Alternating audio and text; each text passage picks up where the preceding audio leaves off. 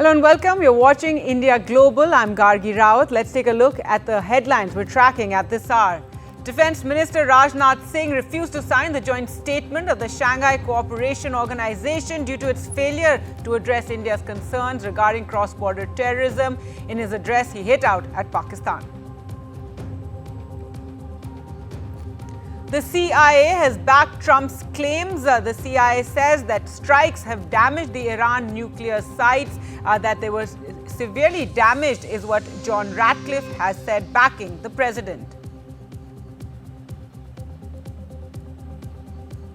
Kolhapuri chappal star at the Milan fashion show. The Prada takes fashion inspiration, but there's no credit for India, no credit to the humble Kolhapuri chappal.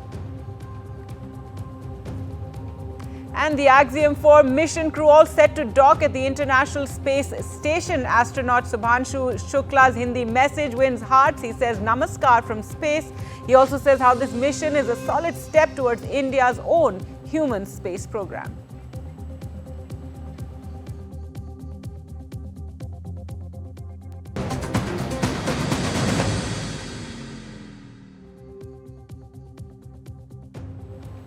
Sending a stern message to India's neighbours, Defence Minister Rajnath Singh refused to sign a joint statement of the Shanghai Cooperation Organisation because it did not have mentioned the Pahalgam terror attack that claimed 26 innocent lives. Also did not reflect India's strong position on terror while skipping any mention of Pahalgam. The document, though, mentioned Balochistan and tacitly accused India of creating unrest there. Pahalgam's exclusion from the document appears to have been done at Pakistan's behest, as its all-weather ally China holds the chair currently. Let's just listen in to what Defence Minister Rajnath Singh said. He pointedly put the pen aside. Also, Shiva Roor brings us the details. It is imperative that those who sponsor, nurture and utilize terrorism for their narrow and selfish ends must bear the consequences. Some countries use cross-border terrorism as an instrument of policy and provide shelter to terrorists. There should be no place for such double standards. SCO should not hesitate to criticize such nations. India's zero tolerance for terrorism is manifest today through its actions. This includes our right to defend ourselves against terrorism. And we have shown that epicenters of terrorism are no longer safe, and we will not hesitate to target them. By refusing to sign a document at the Shanghai Cooperation Organization Summit of Defence Ministers, Indian Defence Minister Rajnath Singh has taken an extremely strong stance, given that this joint document on terror had actually expunged any mention of Pahalgam and had attempted to add a mention of Balochistan. Now, coming just 2 months after the Pahalgam terror attack, in which Pakistan-sponsored terrorists had killed 25 Indian citizens and 1 Nepali citizen in the hill station of Pahalgam in Jammu and Kashmir, any dilution of an anti-terror document at the SCO level was seen as a brazen attempt to dilute terror, a brazen attempt by China, who is hosting the SCO, to distract and divert from Pakistan-sponsored terror, given that Pakistan is a vassal state of the Chinese government. All of this considering that Rajnath Singh, the defense minister, had already made an extremely powerful speech and a statement at the SCO in the presence of his counterparts from Pakistan and China, both on Pahalgam as well as Operation Sindoor, and India's stance and rules of engagement, where any act of terror is now seen as an act of war.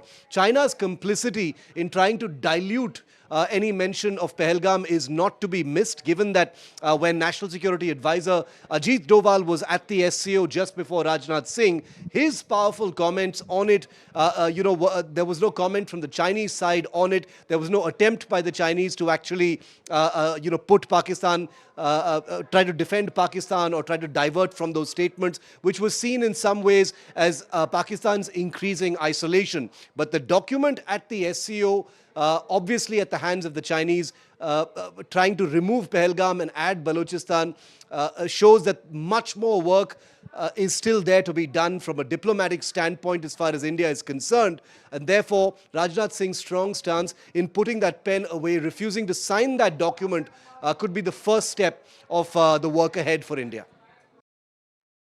So according to the Secretary General, Bagiev, he told CGTN that after recruiting Belarus, SCO has officially become a trans-regional organization. The Secretary General said that SCO has grown into well-reputed and well-known organization. So this is also a communication between the defense ministers. We see the defense minister of Russia, Iran come to Qingdao. We also see the defense ministers of India and Pakistan. And this is a really rare occasion that one meeting would gather the defense ministers of these two countries. Also a very rare occasion for the Indian defense minister to visit China.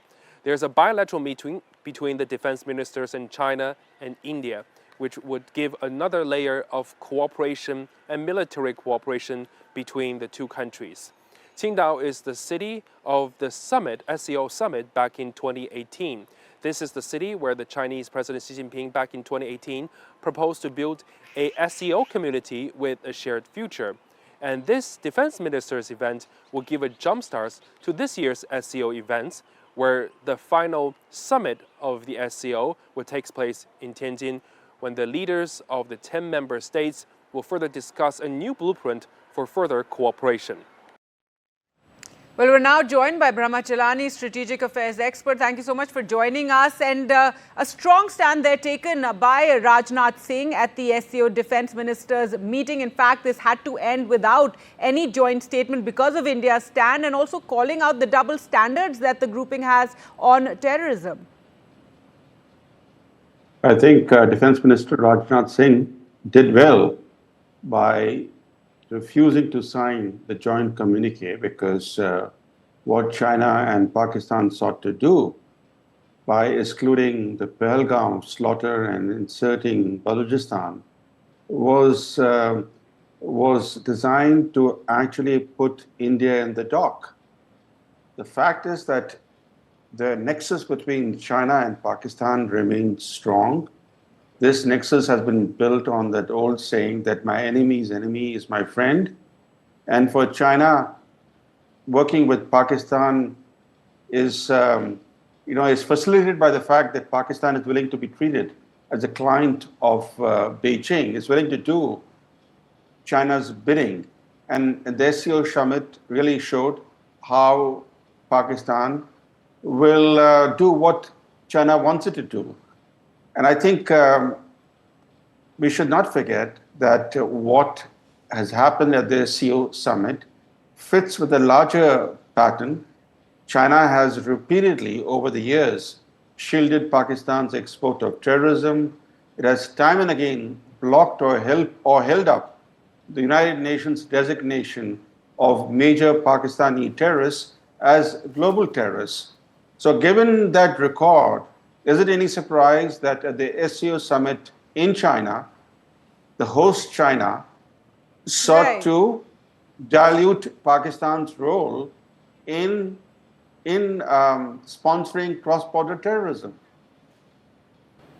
A man has been arrested from the Navy's headquarters in Delhi, accused of spying for the Pakistani intelligence agency ISI, apparently for years, even during Operation Sindoor.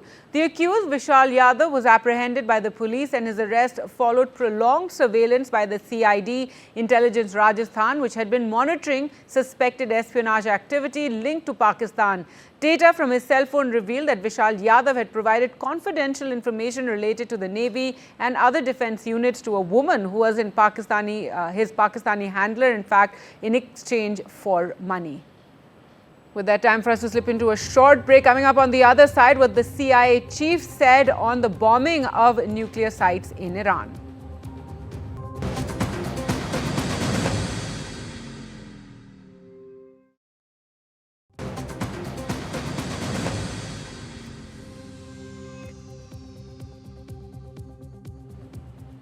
The CIA has come out in support of President Donald Trump's claim that recent U.S. strikes on Iran's nuclear sites inflicted major damage, directly contradicting a leaked assessment report from a Pentagon intelligence agency. CIA Director John Ratcliffe stated that the strikes had severely damaged Iran's nuclear infrastructure, setting the program back by several years. While he confirmed that key facilities were destroyed, he stopped short of saying the nuclear program was completely dismantled. This follows the leak of a preliminary Pentagon assessment suggesting that the core components of Iran's nuclear capabilities remained intact. President Trump, meanwhile, doubled down, insisting that the raids had obliterated Iran's nuclear sites. He also lashed out at CNN, accusing the network of spreading what he called fake and unfair coverage. James Dorsey, journalist and Middle East expert, joining us now on the program. James, if your comments on what we're seeing here, first that leaked Pentagon report, the president doubling down, and now the CIA chief there supporting what President Trump has said. I think there's no doubt that serious damage has been done to the nuclear program. How much and what that means, we have no idea. To be fair, the Iranians have conceded that their nuclear sites have been badly damaged, their language, but they haven't given any detail. The problem with the CIA report, and also the turnaround of Director of National Intelligence, Tulsi Gabbard, is that Trump insists on having a cabinet and senior officials who are sycophants and who support whatever he says. Which means really that we don't know what to believe. The problem with that is going beyond that is that it really becomes an acute issue, given the fact that that Iran likely still has 410 kilograms of highly enriched uranium. I think you can bet on the fact that, and there are indications of that through, in addition to the Iranians making their own claims about it, that uranium was moved out of the three sites targeted by the United States before the attacks happened. That's right. But, President Trump again and again insisting that the nuclear program has been completely obliterated in Iran. The CIA chief, while, supporting President Trump, however, as we mentioned, he stopped short of saying that it's been completely dismantled. Do you think this will get, a reaction from President Trump? I'm sure it will. But I think you've also got to go back and look at what I think were three messages included in Trump's remarks. One was, we've obliterated the nuclear sites, whether true or not, leaving that in the middle. What that does is it allows him to claim what he already has done, a spectacular military success. It removes him from pressure to get further involved in potential renewed clashes between Iran and Israel. The second message that he gave was basically, I'm done. I don't really care what happens. You want to talk to me? That's fine. I think what you're going to see there is a hardening of positions on both sides. The divide over whether Iran has a right and should be allowed to exercise the right to enrich uranium to 3.67%, that gap remains. So the likelihood that there's going to be an agreement or a narrowing of the gap in the talks Trump has mentioned. Iran has not yet said whether or not it will go to those talks. He's basically said it doesn't matter. Right. We're done. All right, But very the third briefly, message is the peace seems to be may I just holding very for now. briefly? Sure. The peace seems to be holding for now. In your view, what does this mean going forward now in terms of talks that you were mentioning there? I think it's very fragile. I think it could break down at any minute. I also think, and I think this is really important, Trump gave Iran a carrot. He described what he basically saw as devastating damage inflicted on Israel by Iranian ballistic missiles. And he said he would not oppose Iranian exports of oil to China. Those are two major carrots that one should take into account. All right, James Dorsey, as always, thank you so much for speaking to us here at NDTV. My pleasure. Thank you. Thank you. Now, more news on Trump. The US president has publicly demanded the cancellation of Israeli Prime Minister Benjamin Netanyahu's corruption trial, calling it a politically motivated witch hunt unworthy of a wartime leader. Trump went on Truth Social to say that Netanyahu's trial should be cancelled immediately, or that a pardon should be granted to who he described as a great hero who's done so much for the state of Israel. He further went on to add that such a witch hunt is unthinkable to him. Netanyahu's trial began, remember, in 2020 and involves 3 criminal cases. He has denied the allegations and pleaded not guilty. His trial is expected to take about a year to complete. Israeli President Isaac Herzog has the power to pardon Netanyahu, but has been quoted by Israeli media as saying that a pardon is not currently on the table.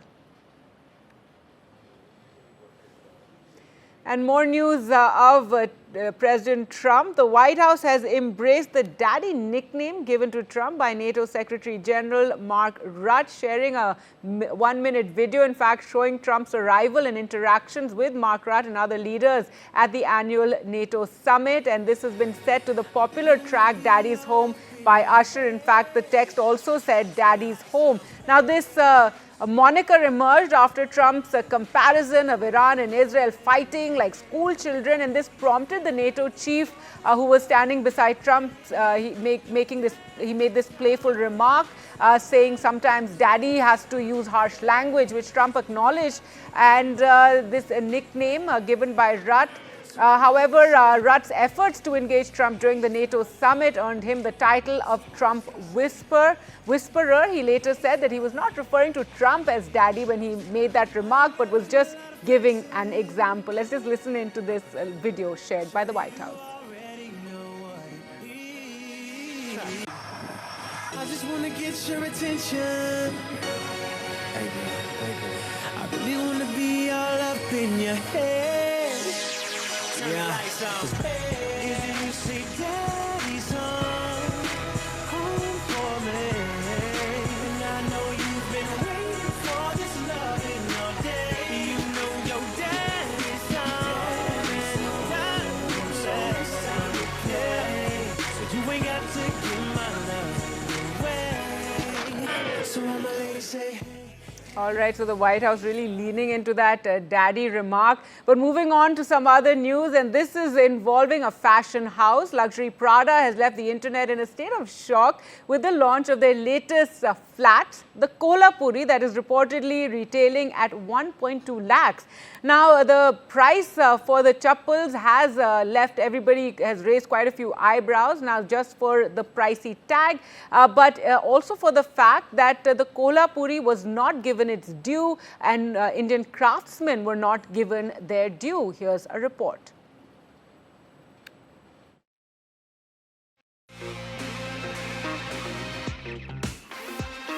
Popular Indian footwear, the humble Kolhapuri, is now a high fashion item. From the dusty lanes of Kolhapur to the glitzy Milan runways. But there is a twist: the brand and the price tag. Luxury fashion house Prada has unveiled a new collection of open-toe slip-on style sandals that are commonly known as Kolhapuri chappals in the local Indian market. But what is making jaws drop is the sky-high retail price of the Kolhapuri flats, which is approximately rupees 1.2 lakh per pair. The chappals are sold for a few hundred rupees in India and are a favorite among all age groups and genders. Adding further to this high fashion heist is the fact that Prada has not given any credit to the Indian craftsmen from Maharashtra's Kolhapur, who have been making these must-have slippers for ages. Angry netizens zoomed in on 4 models wearing footwear that were most definitely Kolhapuri chappals, that came with a luxury price tag of rupees 1.2 lakhs or 1,000 euros. A user posted his own pair of Kolhapuris, expressing outrage over Prada not giving credit to the Indian ethnic wear. Another user called it blatant cultural appropriation by the fashion brand. Will the Italian fashion house take note of the outrage in India, or will it just let it slip? NDTV Bureau Report.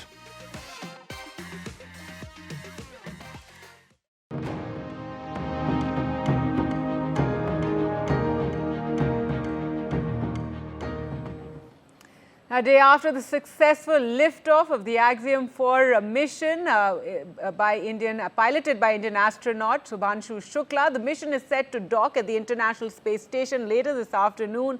Once docked, the crew will spend close to 2 weeks conducting multiple scientific experiments. This is a big leap for India's human space program. NDTV's Parmeshwar Bawa takes us through all the details. And over to Shooks. After a textbook launch, the SpaceX Dragon spacecraft, named Grace, is currently cruising through space on a 28.5-hour journey to the International Space Station. And on board, the X4 crew, including India's very own Shubhanshu Shukla, who just made history by returning India to human spaceflight. So what are they doing up there while we are watching from Earth? Well, Grace is not just floating to the ISS, it's performing what's called a series of orbital burns, precisely calculated thruster firings that help align the spacecraft with the International Space Station's path. This phase, known as activation and rendezvous, is like slowly and safely threading a needle in space. Each burn takes them closer to docking with the station. Minutes after the launch, the crew ditched their pressure suits to get more comfortable and had their first meal in space. Even if it's a rehydratable mac and cheese, just imagine that view. They're also getting 8 hours of rest, we're told, while mission control monitors everything. But when they reach the ISS, docking won't be manual. Grace will autonomously dock with the space-facing port of the Harmony module. But before anyone floats out, engineers will perform extensive safety checks, pressurizing the vestibule, opening hatches, and finally allowing the crew to enter. Once aboard, the X4 team will be welcomed by astronauts from NASA, Japan, and Russia, which makes it a truly global moment. So set your alarms. Docking is scheduled around 4:30 p.m. IST. And to watch our special coverage right here on NDTV. That's it from India Global. Thanks so much for watching. Goodbye.